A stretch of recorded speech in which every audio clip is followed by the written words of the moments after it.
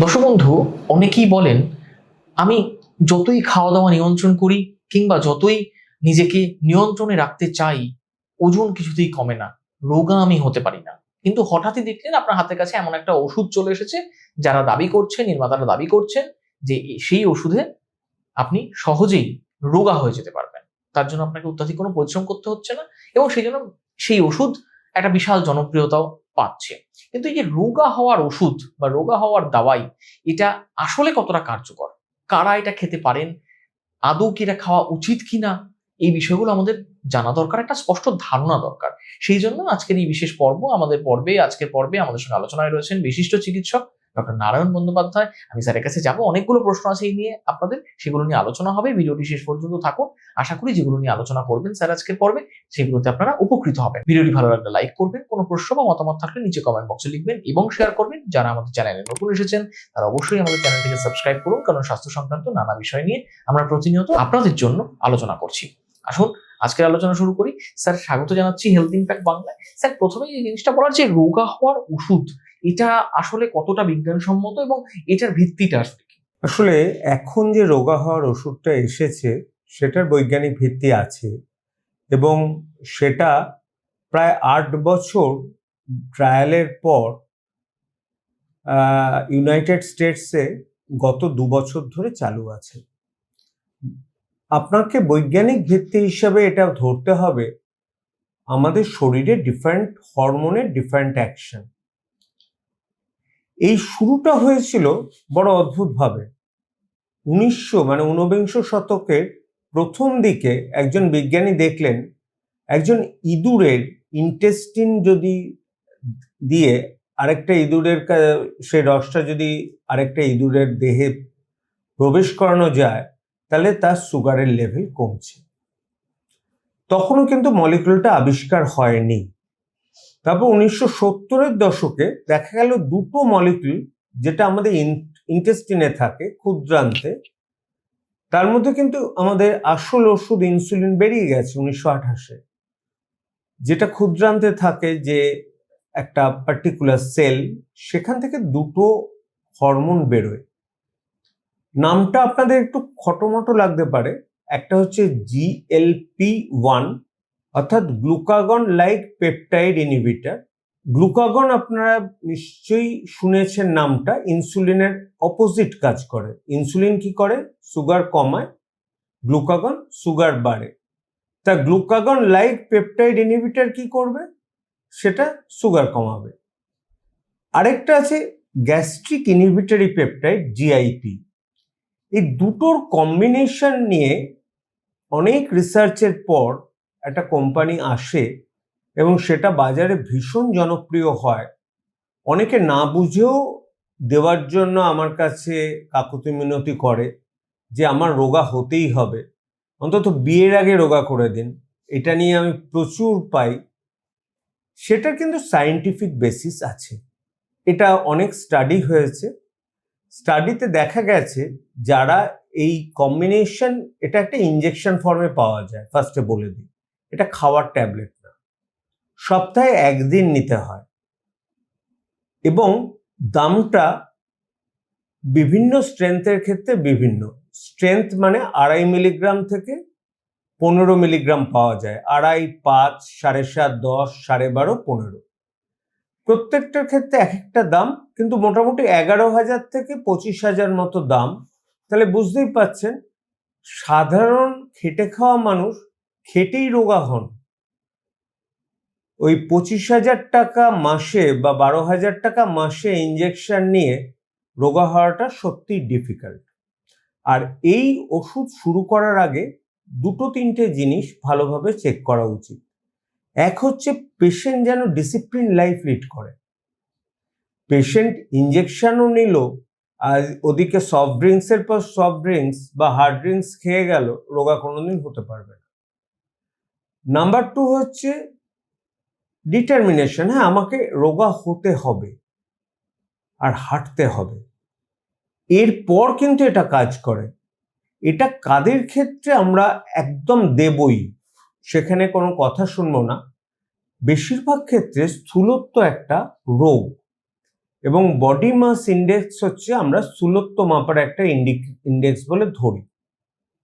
Body mass index হচ্ছে weight in KG divided by height in centimetre square. Normally হচ্ছে ধরুন 18.5 থেকে 22-23 রাখলেন। 30-এর উপর হলে আমরা বলি ওবেস। তা 30 হয়তো মাপলে আমারও হবে, সেটাকে আমি বলছি না। আমরা বলি মরবিড ওবেসিটি, মানে যেটা ওবেসিটি খুব খারাপ, সেটা হচ্ছে 40-এর উপরে। এরকম আমি প্রায় দেখি 5 ফুট হাইট, 120 কেজি ওজন, সে নিজেকে নিয়ে ব্যতিব্যস্ত। এইসব পেশেন্টের ক্ষেত্রে কিন্তু এই ওষুধটা সত্যি ভালো কাজ করে, কারণ তার ওজনটাই তার সমস্যা এবং তার পক্ষে হাঁটা চলা সবকিছু ওজনের জন্য অসুবিধা হয় এবং ওজনজনিত কারণে তার সুগার, প্রেশার, রাতে নাক ডাকা জনিত প্রবলেম এগুলো হতে থাকে। তো ওষুধটা আমরা কাদের দেব? যারা সত্যিকারের মোটা তাদের, সেটা বিএমআই দিয়ে করতে পারি, বা ইন্ডিয়ানদের কি হয় ভিসেরাল ফ্যাট বেশি। আপনারা ভাবছেন সেটা আবার কি ফ্যাট? মানে ফ্যাটটা শরীরের ভিসেরার মধ্যে থাকে, যেমন ধরুন লিভারে ঢুকে গেল তো ফ্যাটি লিভার। এরকম ভাবে সেটা বোঝার উপায় হচ্ছে ওয়েস্ট অর্থাৎ ভুঁড়ির circumference versus hip circumference divide করে যদি 0.8 পান মেয়েদের ক্ষেত্রে ঠিক, 0.9 পেয়ে ছেলেদের ক্ষেত্রে ঠিক। এবার যাদের 1-এর বেশি তাদের কিন্তু এই ওজন কমানোর ট্রেনিংয়ে আসতে হবে। ওজন কমানোর জন্য আমি আবার বলবো ডায়েট, কার্বোহাইড্রেট কম, প্রোটিন বেশি, ফাইবার বেশি। তাতেও কাজ হলো না, যারা মানে এটা এফোর্ড করতে পারবেন তারা ডেফিনেটলি নেবেন ডাক্তারের পরামর্শ অনুযায়ী। আমার কাছে প্রশ্ন আসে লোকেদের, ডাক্তারবাবু 6 মাস নিলেই তো রোগা হয়ে যাব না? এই কথাটা বলি, আমাদের যে ট্রায়ালটা হয়েছে সেটা কিন্তু 36 মাসের, 3 বছরের। 3 বছরে দেখা গেছে ওজন প্রায় 30-40% মতো কমে যায়। কিন্তু ওষুধ যদি বন্ধ করি, এত দামি ওষুধ একটানা চালাবো, তাহলে দেখা গেছে যতটা ওজন কমলো তার আবার 50% ওজন বাড়ে, কিন্তু ওভারঅল ওয়েট কিন্তু কমই থাকে। আর কি সাইড এফেক্ট ওষুধটা? প্রচন্ড গা গুলোতে পারে অনেকের, সেই জন্য 2.5 মিলিগ্রাম করে দিয়ে শুরু হয়, তারপর 5 মিলিগ্রাম। আরেকটা, প্রপার যদি এক্সারসাইজ এবং প্রোটিন না খাওয়া যায়, সার্কোপেনিয়া অর্থাৎ মাসেল লস হয়, অর্থাৎ হাড় গিরগিরে চেহারা হয়ে যাবে। সুতরাং ওষুধটা ভালো এফেক্ট আছে, ওষুধটা সত্যি বেশ কিছু লোকের পক্ষে একটা, আমি বলবো এটা একটা বুম, কিন্তু মিসইউজ যেন না হয়। অলরেডি ইন্ডিয়াতে বেশ কয়েকশো কোটি কিন্তু এই ওষুধটা গত 1 বছরে বিক্রি হয়ে গেছে এবং অনেকে না জেনেই নিজেরা নিতে আরম্ভ করেছেন। অন্য কিছুই হবে না, গা গোলাবে, মাথা ঘুরবে, এটাই ম্যাক্সিমাম হয়, কিন্তু কতদিন ধরে নিতে হবে, কতদিন এবং ডায়েট কন্ট্রোল করতে হবে, এগুলো না জানলে এই ওষুধটা দেওয়া আর সাধারণ মানুষের পক্ষে ওষুধটা অ্যাফোর্ড করা সম্ভব না। স্যার, তাহলে আপনি যেমনটা বলছেন যে ওষুধ তো রয়েছে এবং তার কিছু পার্শ্ব প্রতিক্রিয়া থাকলেও সেটা যদি চিকিৎসকের পরামর্শ মেনে খাওয়া যায় তাতে একটা উপকার আছে। কিন্তু বিষয়টা হচ্ছে যে স্যার, এই যে প্রবণতাটা, যে চটপট ওজন কমানোর প্রবণতা, আমি 1 মাসে এত কেজি ওজন কমিয়ে দিলাম, এরকম বিভিন্ন জায়গায় বিজ্ঞাপনও দেখা যায় যে 15 দিনে এত কেজি কমিয়ে নিন। এই প্রবণতাটাকে নিয়ে আপনি কিভাবে বলবেন? এবং কারণ আপনারা সবসময় বলেন যে এটা একটা জীবনশৈলীর পরিবর্তনের মধ্যে দিয়ে ওজন কম বা সুস্থ জীবনটা আসে। আপনি যদি এই বিষয়টা নিয়ে একটু বলেন। এটা একদম ফলস বিলিফ।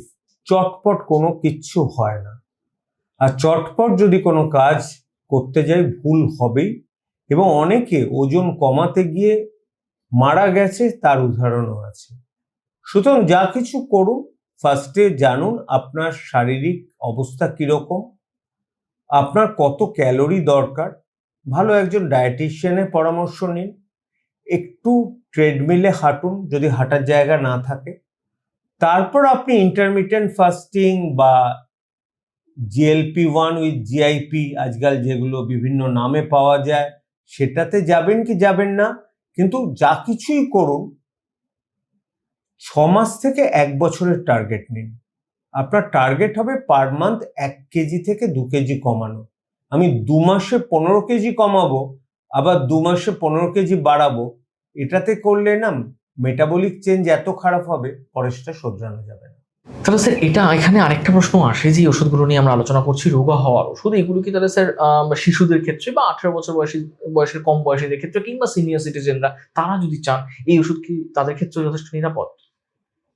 খুব এভিডেন্স নেই কিন্তু মানে বাচ্চাদের ক্ষেত্রে এবং এলডারলি সিনিয়র সিটিজেনদের ক্ষেত্রে। আমার মনে হয় বাচ্চাদের এখন কি হচ্ছে, মা বাবারা না ব্যস্ত আছে বলে বাচ্চাদের ওই ক্যাডবেরি, ফাস্ট ফুড, যত রাজ্যের পপকর্ন, মানে চিকেন পপকর্ন বলুন বা পটেটো চিপস, এগুলো খাইয়ে খাইয়ে মোটা করে দিচ্ছে। তাদের ফুড হ্যাবিট চেঞ্জ করার, এই ওষুধগুলো সম্পর্কে এখনো অবধি যা এভিডেন্স আছে তাতে আমি বলতে পারবো না যে এটা কিন্তু suitable for senior citizen or বাচ্চা। দর্শক বন্ধু, আপনারা বুঝলেন যে রোগা হতে চাওয়াটা কোনো লজ্জা নয় এবং তার মধ্যে কোনো রকম কার্পণ্য আপনি রাখছেন না ঠিকই, কিন্তু দ্রুত রোগা হব 14 দিনে, 25 দিনে, 100 দিনে, এই ধরনের যে টার্গেট নিয়ে রোগা হওয়া, সেই চেষ্টা করা, দ্রুত ওজন কমানো, এটা কিন্তু একটা ভয়ানক প্রবণতা। ডাক্তারবাবুরা যেমনটা বলছেন, সেই প্রবণতা থেকে আপনাকে বেরিয়ে আসতে হবে, সুস্থ স্বাভাবিক জীবনযাপন করতে হবে, চিকিৎসকের পরামর্শ মেনে চলতে হবে এবং কখন এই জাতীয় ওষুধ আপনি নিতে পারেন, আদৌ এই ওষুধ আপনার জন্য কার্যকরী হবে কিনা, আপনার জন্য কোনো বিপদ ডেকে আনবে কিনা, এগুলো অবশ্যই আগে বিচার বিবেচনা করে তারপরে এগুলোর দিকে আপনারা এগিয়ে যাবেন। আশা করব এই ভিডিওটি আপনাদের যথেষ্ট উপকারে আসবে। আপনাদের যদি ভালো লেগে থাকে ভিডিওটি সবার মধ্যে শেয়ার করুন, লাইক করুন। কোনো প্রশ্ন বা মতামত থাকলে নিচে কমেন্ট বক্সে লিখুন। আপনাদের প্রশ্নগুলো নিয়ে পরবর্তীতে আমরা আবার কোনো পর্বে আলোচনা করব। আজকের মতো এখানেই শেষ করছি। ভালো থাকুন, সুস্থ থাকুন। ধন্যবাদ।